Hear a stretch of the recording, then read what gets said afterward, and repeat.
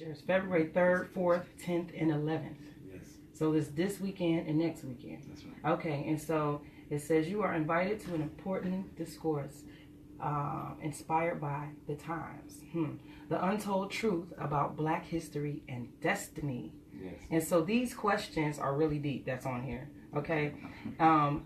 Do you know that Dr. Martin Luther King Jr.'s last public speech was prophetic? Yes. That's powerful. Yes. That's powerful.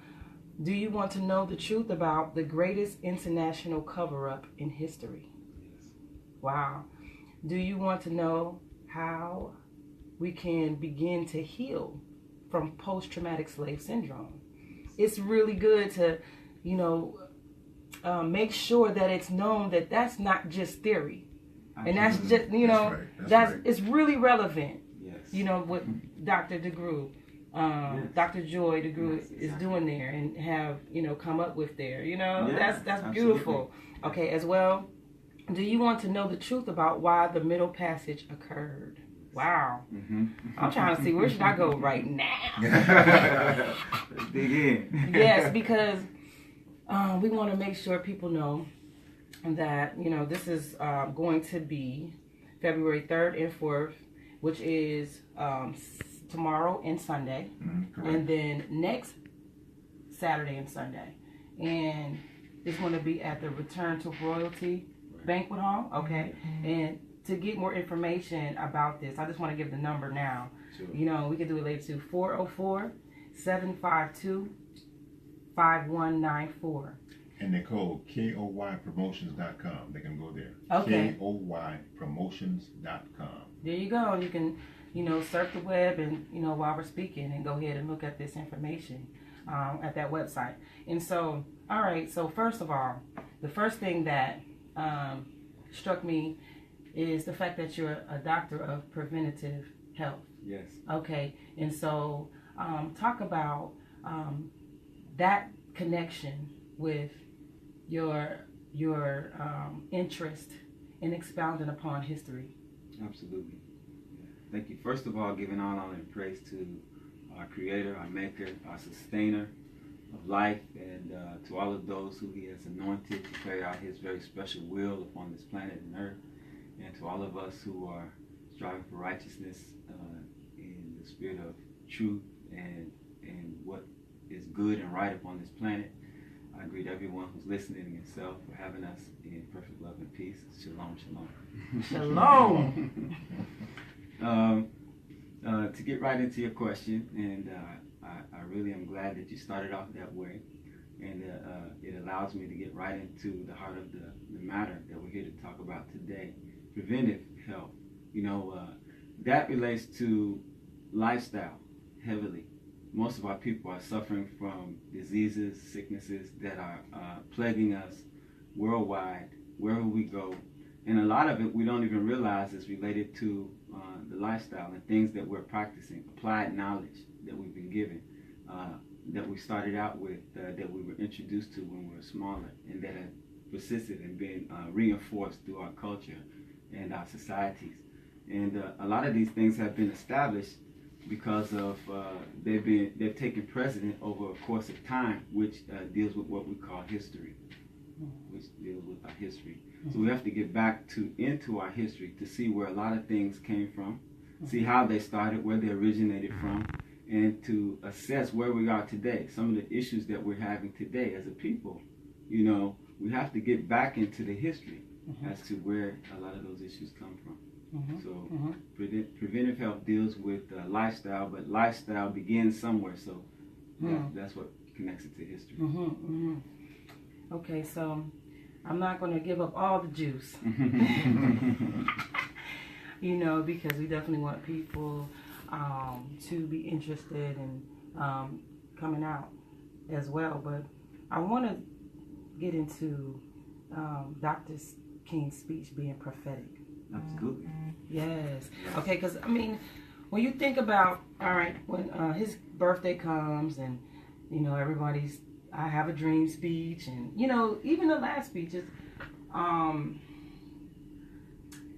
they're commercialized almost, but there's some speeches Yes. Some other speeches that Dr. King goes in a different way that it was pretty much the last year, like 67 and 68 speeches. Right. You know, he started to really develop, you know, in a different way where, you know, there's speeches that he have that you don't, you know, that's not regularly, because it's really touching deeper to the truth of the matter. That's right. Yeah. Yeah, more controversial for sure. So, talk to me about what makes that last speech something you will focus on more. Oh, okay, wonderful. You know, many who have studied King knew that he started out, you know, as a Christian minister who was promoting the nonviolent movement and peace, and then what we as a people were experiencing was justice, and we had become so through our experience of slavery and Jim Crow and black codes historically that put us through a lot as a people. We had gotten to a point. Many of us were like, we need a whole nother reality. So we as a people were in the beginning talking quite a bit about we need to be free, because we knew our history of where we came from, how we ended up here, and so we were talking about we need to go back home. We need to get out of here. We need to be free from this condition. But then somewhere along the way, the idea began to be for us as a people to fight for social reform. And through social reform, we thought that through the processes of government, through the processes of politics, and how we might be able to go about bringing about change in the condition that we were in, so that we could remain here in peace and in harmony, you know, and in wholeness and in health, peace of mind. You know, the objectives changed as far as what our goals were, what we're trying to achieve as a whole. So what happened is that those that have studied King very well, that's how he initially was starting out. But then later on, you know, there are those that said that, you know, he had began to rethink what they were fighting for. And he was saying that, you know, he was concerned about whether or not we as a people were now integrating ourselves into what we might consider a burning house. Mm-hmm. So he was going through a transitional revolution, you know, in his thinking, you know, in his perspective. Mm-hmm. And when it came to his last speech, we all heard about the I Have a Dream speech, and how he talked about how he had this vision and dream of such a utopian society here, you know, amongst all the different, you know, groups of people who live here in America. But then that last speech was a little bit different. Mm-hmm. That last speech, he was giving a speech in Memphis, Tennessee, April the 3rd, 1968. And he was there on behalf of the sanitation workers who were protesting, mm-hmm. you know, the injustices that they were experiencing, you know, in Memphis. And but this was something that was going on all across the country that we're experiencing as a people as a result of the mistreatment and degradation we had been experiencing all the way up to that point. And then he came on and he had another kind of spirit on him that day when he was speaking. It's known as the mountaintop speech. Right. Yeah. You know, he got on there and he started saying that he had been to the mountaintop, you know. And even he had spoken about longevity. He said, longevity has its place, but he's not worried about that now. You know. You know. And it was kind of prophetic, because it seemed like he knew exactly that his physical presence mm-hmm. was about to leave. Yeah. It was about to be, you know, that particular phase of exactly. things was about to be done. And he spoke, yeah. in that speech for sure. Absolutely. And, you know, he made that statement, and it wasn't just that was something that was coming from deep within him. You could just feel it. You know, whatever had moved him to express himself that way, it was deep and serious. You know, he said, you know, longevity has its place. He said, he's not worried about that now. He says, I want you to know tonight. He was talking to all of our people. He was saying that we as a people will get to the promised land. Then he went on. He didn't leave it there. He went on to say, "Mine eyes have seen the glory of the coming of the Lord." And he was so overtaken emotionally, he just walked off from that point. So something that hit him, something had affected him on that level.